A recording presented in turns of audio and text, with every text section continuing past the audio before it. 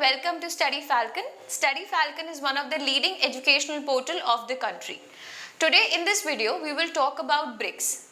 BRICS is a very important concept for our competitive examinations. Why? Because it forms part of your general knowledge as well as current affairs.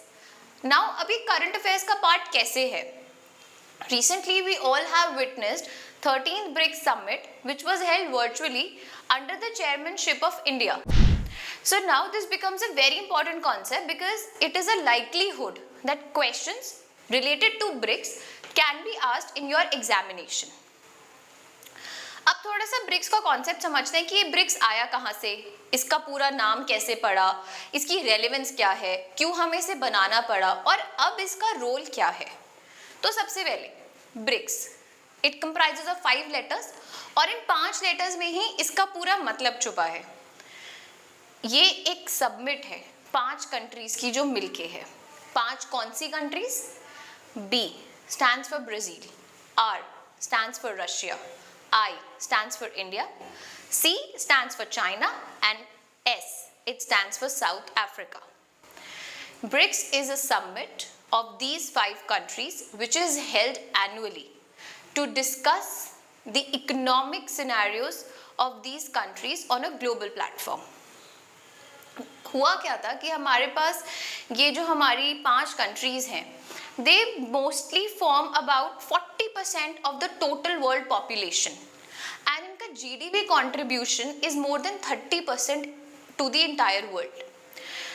So now what happened was कि ये जो emerging economies हैं, इनके पास अपना कोई platform नहीं था to discuss their financial architecture.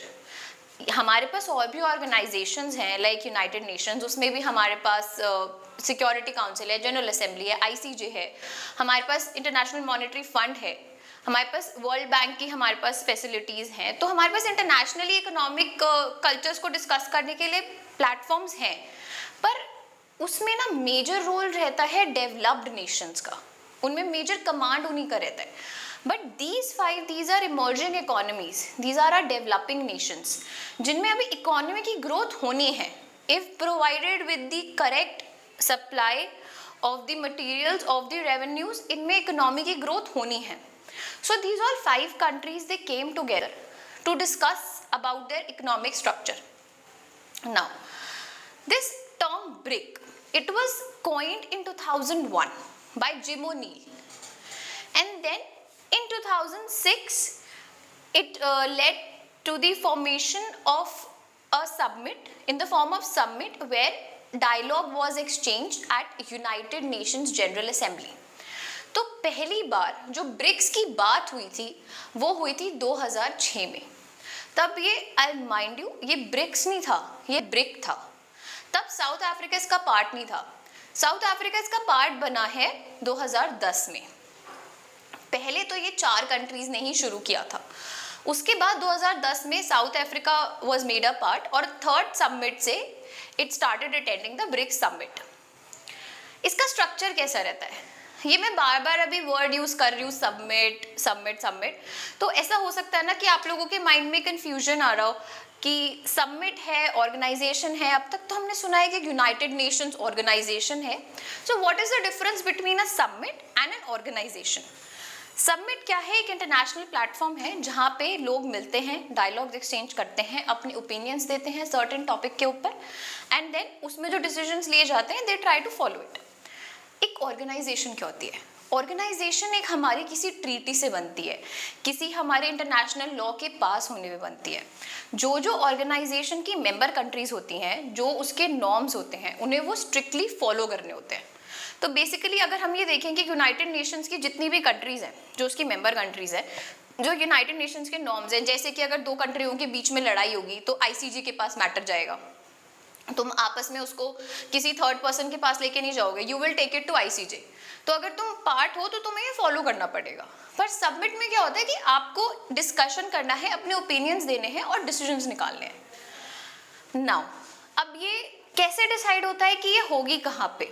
तो बेसिकली इसमें क्या होता है, इन्होंने ये डिसाइड कर रखा है कि भाई हम 5 कंट्रीज हैं, हम रोटेशन के बेसिस पे एक साल अपने अपने यहाँ इसको हेल्ड कर लेंगे. तो बेसिकली अभी हमारे इंडिया का टर्न था. अब जैसे ब्रिक्स के आई के बाद क्या आता है? C, China. तो अगली हमारी ब्रिक्स समिट कहाँ होगी? चाइना में। So this is a very easy concept. तो अगर आपको क्वेश्चन आता है कि supposedly where will be the 14th और 15th ब्रिक्स समिट हेल्ड, तो आपको एक पता होनी चाहिए, तब आप आराम से उसका सीक्वेंस पता कर सकते हो। Now let's come to the relevance of BRICS. As I told you कि ये एक जॉइंट वेंचर है डेवलपिंग इकोनॉमीज का। तो अब इन्होंने किस चीज पे फोकस करा? इन्होंने फोकस करा कि हम अपना इकोनॉमिक स्ट्रक्चर बेटर करेंगे, हम अपने आप को सब एक दूसरे को सपोर्ट करेंगे, कोऑपरेट करेंगे, जिससे कि हमारा जो फाइनेंशियल स्ट्रक्चर है वो बेटर हो जाए और हम ग्लोबली बेटर परफॉर्म कर पाए economy wise, so we all can develop together. What are the objectives of BRICS? Simple है, दो ऑब्जेक्टिव्स है इसके। एक तो कि हम फेयर रहेंगे, इक्विटेबल ट्रीटमेंट करेंगे, हम एक दूसरे को सपोर्ट करेंगे। कैसे करेंगे? अब जब इकोनॉमी की बात कर रहे हैं तो ऑफ कोर्स ट्रेड का रेलेवेंस तो आएगा ही ना। So their most important objective of BRICS is कि we will help in mutual trading and investment. Now what do we mean by that? Basically जो जितने हमारे ट्रेड्स होंगे, एक कॉन्सेप्ट आता है मोस्ट फेवर्ड नेशन का। मोस्ट फेवर्ड नेशन का मतलब होता है कि इंडिया ने कहा कि रशिया मेरा मोस्ट फेवर्ड नेशन है, तो जो भी रशिया मुझे गुड्स भेजेगा मैं उसमें डिस्क्रिमिनेशन नहीं करूंगा। जो गुड्स इंडिया में बन रहे हैं उनको भी मैं उसी तरीके से आगे बेचूंगा, और जो रशिया से आ रहे हैं उन पे भी मैं कोई एक्स्ट्रा एक्सपोर्ट ड्यूटी नहीं लगाऊंगा, मैं उनको भी ऐसे ही बेचूंगा। तो इन्होंने ये डिसाइड किया कि हम लोग एक दूसरे को म्यूचुअली सपोर्ट करेंगे आगे काम करने में, आगे बढ़ने में। तो सिंपल ऑब्जेक्टिव है कि इकोनॉमिक स्ट्रक्चर इंप्रूव करना है, कोऑपरेट करना है और अपना ट्रेड और इन्वेस्टमेंट को हमें म्यूचुअली आगे बढ़ाना है। Now when their objective is to increase their trade and investment, how will it be done? To cater this problem, these countries came up with the idea for the creation of new development bank. India in the 4th summit recommended the creation of new development bank, and finally in the 6th summit NDB was created, and that summit was held in Brazil. Now what is this NDB? New Development Bank is a multilateral institution which has been created by these economies to support them financially. NDB का role ये है कि जितनी भी ये economies हैं और जो और उसके मेंबर्स हैं, बी इट प्राइवेट और पब्लिक इंस्टीट्यूशंस, ये उनको सपोर्ट करता है उनकी इकोनॉमिक स्टेबिलिटी को इंक्रीज करने में, to help them in raising funds if any of these countries in need of loan, तो ये उनको लोन प्रोवाइड करता है। Till the initial subscription was 50 billion each of these 5 member countries. Now what is India's role? The first president of NDB was an Indian. It was Mr. K.V. Kamath, who has been former CEO of ICICI Bank. Also, India has recommended the expansion of NDB in various summits and has actively participated in the roles of NDB. अब हमने समझ लिया कि NDB क्या होता है, BRICS का objective क्या है, but now why is it important? ऐसा नहीं है कि अभी क्योंकि सिर्फ एक 13th आपकी ब्रिक्स समिट हुई है तो अभी के लिए ही ये रेलेवेंट है। It is relevant even afterwards for your competitive examinations. How?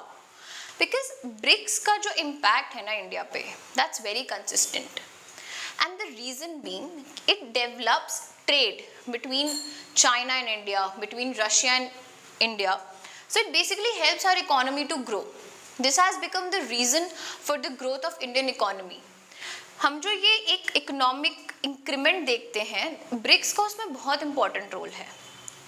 Since BRICS, India has emerged very fast. Now, the key highlights of 13th BRICS Summit were first of all the theme. What is the theme of 13th BRICS Summit? It was strengthening BRICS business connect for sustainable growth and development. It's very obvious क्योंकि economical growth की बात होती है तो हमारे हर किसी theme में ये आ जाता है कि it's for sustainable growth and development. Second key highlight was the discussion on issue of Afghanistan and Taliban. We all know about the violence that has been going on in Afghanistan by the entrance of Taliban. To know more about Afghanistan-Taliban issue, you can check our video. In the description box, link has been mentioned of the video. तो उसमें आपको पता चल जाएगा कि what is the issue, what led to the issue, and what is the current situation. Now, this point was discussed in our 13th BRICS Summit. They basically discussed about the United Nations Security Council role, what reforms should be made, how can the world help to curb this violence. तो basically हमारा इसी के बारे में इनका discussion था, और कि because we are all in the covid situation, so how we can ensure the expansion of covid vaccination so that हमारा जो बिजनेस है वो प्रॉपरली रन कर सके और हमारी इकोनॉमीज जो हैं वो और ज़्यादा ग्रो कर सके. So by now I think that you guys must have understood what is the meaning of BRICS, what is its importance, what is the role of India in the formation of BRICS, what is New Development Bank. So these are the key features about BRICS. BRICS Summit is held annually, and now 14th BRICS Summit will be held in China, and then subsequently according to the rotational process then in South Africa and so on. Thank you so much guys. I hope you like this video. Do subscribe our channel for more informative videos. I will see you in the next video.